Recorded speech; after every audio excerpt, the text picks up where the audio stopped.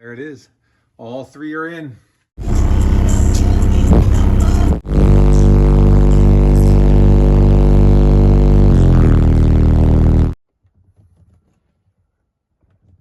Next level.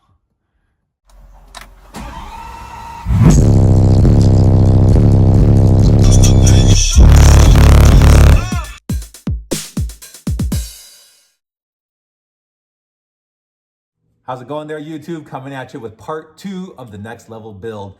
If you haven't seen part 1 yet, go ahead and go back and watch that one so you can catch up and then come back to this one here. But in this video here, I'm going to get the enclosure painted on the inside, get it stained on the outside, get the plexiglass finished up, get some work done with the subwoofers, get the subwoofers loaded, and get a demo thrown out there. Now the demo is going to be of just the enclosure. It's not going to be walled off. It's not going to be sealed off from the cabin, from the cargo area, but at least I could cycle it through and get a baseline of how it's going to sound and perform.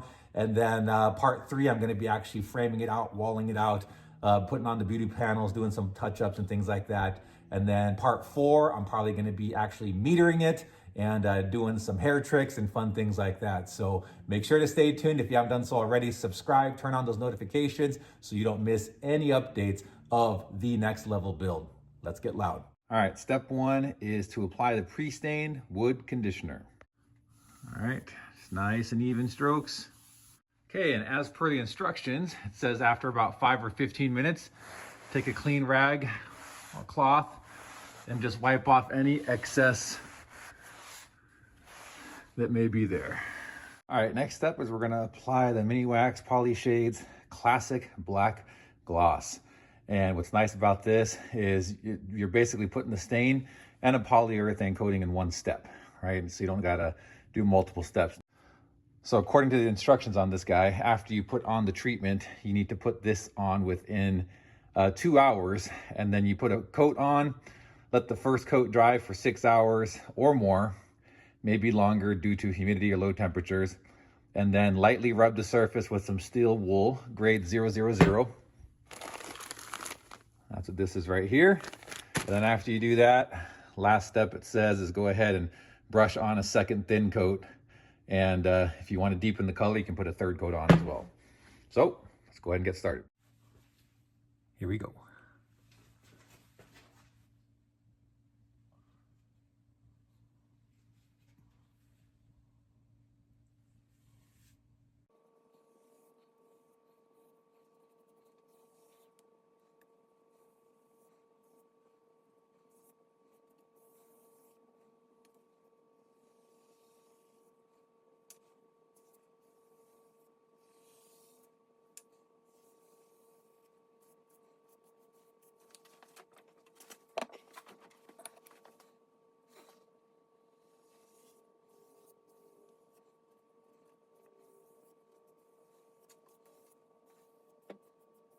I'm gonna go ahead and get started on the inside, start painting that white. I think that's gonna look pretty dang good. All right, one more thing here really quick. So I decided to round off the edges a little bit. It's kind of hard to see here, but as you can see, they're kind of rounded a little bit. And I just used a makeshift sanding block here that I stapled some sandpaper onto a 2x4, but I didn't think it needed to be rounded or anything. Just a nice smooth edge going around the whole thing. Since I am going to be inverse mounting them, I was just a little scared that it was a little too close to the surround and didn't want it to, you know, scratch on. As you can see, just a regular cutout is pretty sharp edge. You can see that. I haven't done that one yet, and I have not done that one yet. But this one I've done. Kind of see. There you go.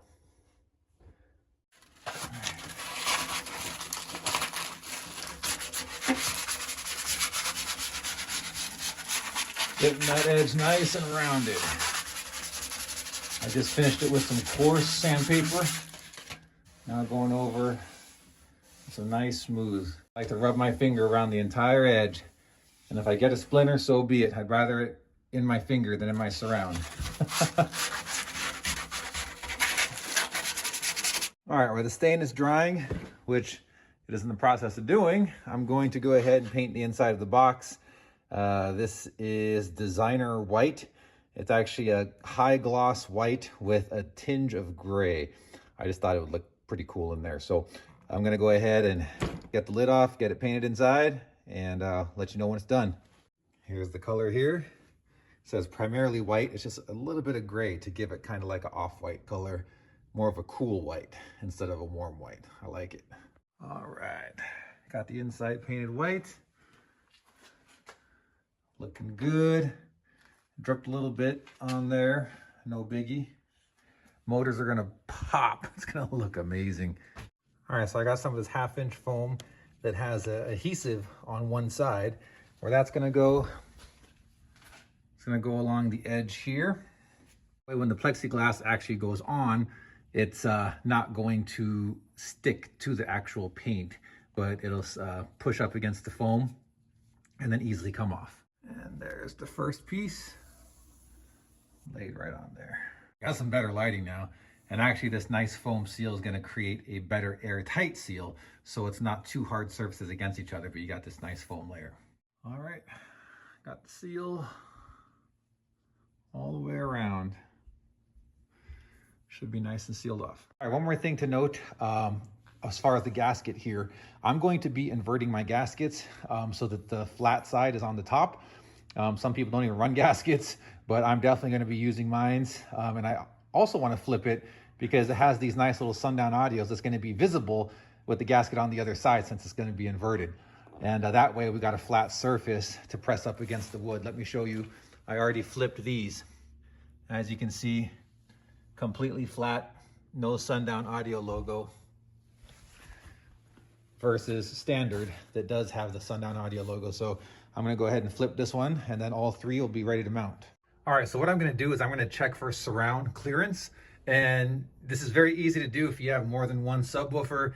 If you only have one sub and you're inverting it, then good luck. But this is a method that I use when I invert a sub. So basically, I'm just going to, I do my best guess as far as positioning it. Then I put this underneath, bear with me. Okay, and I do all corners. So I start from the edge and I flex the woofer.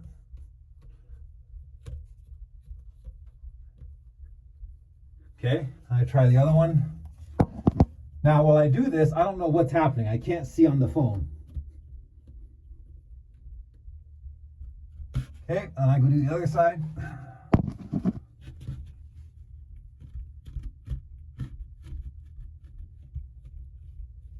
Something else you can do, depending on the woofer and you know, the design of it, you can reach through here and press on the inside of the surround.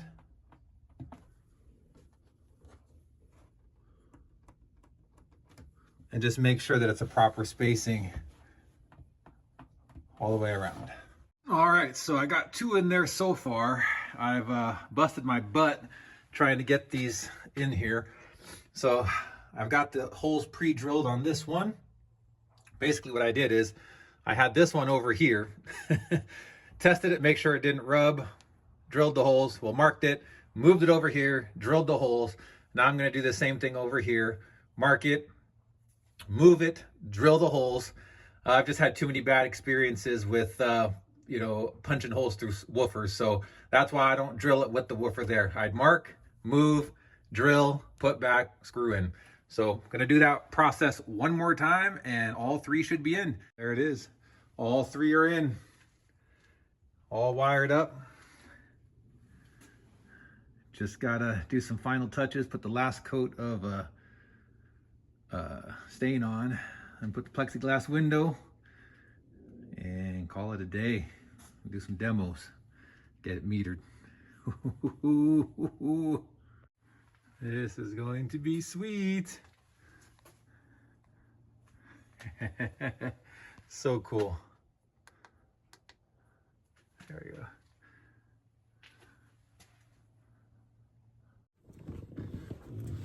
All right, I'm gonna put the plexi panel in place.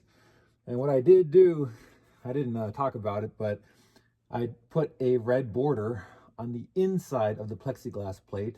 So that way, when I turn it around and put it in, the red's gonna shine through and it's gonna be protected. And I think it's gonna look pretty nice. Got it to match the Hummer. So let's go ahead and get this installed. Up.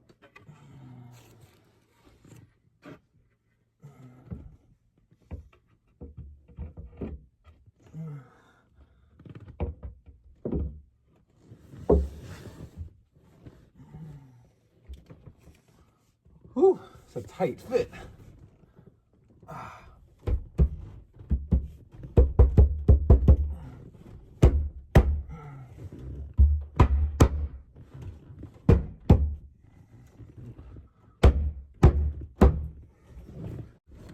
Had to grab the rubber mallet.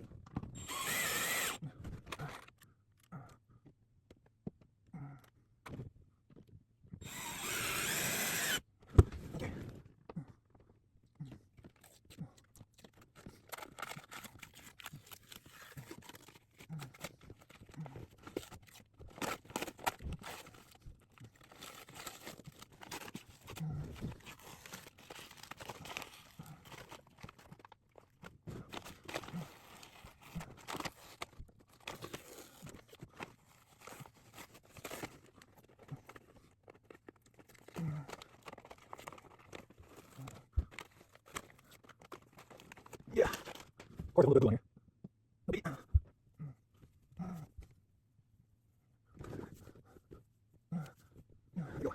Now,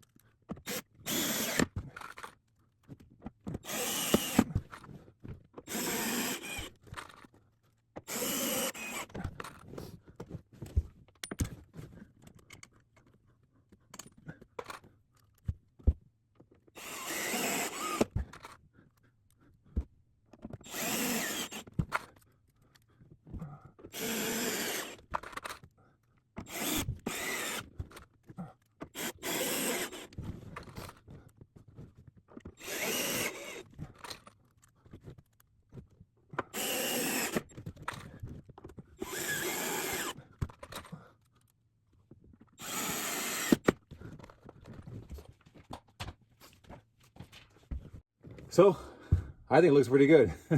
So last thing I do is I like tighten it by hand. Last thing I want to do is crack the plexi or over tighten it or strip a screw. So I like to do it with the manual screwdriver and then do a crisscross pattern, kind of like when you tighten lug bolts on a wheel, right? You want to just not go in a line, but just kind of hop from corner to corner. Okay, so let's go ahead and do it.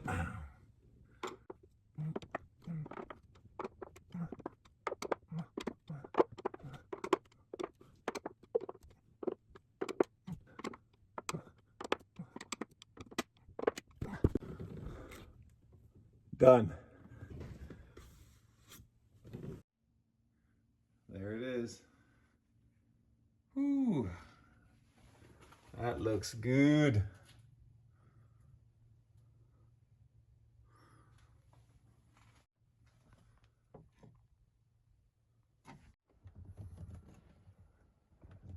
Next level. Even the decals next level. All right, I'm gonna demo this monster out.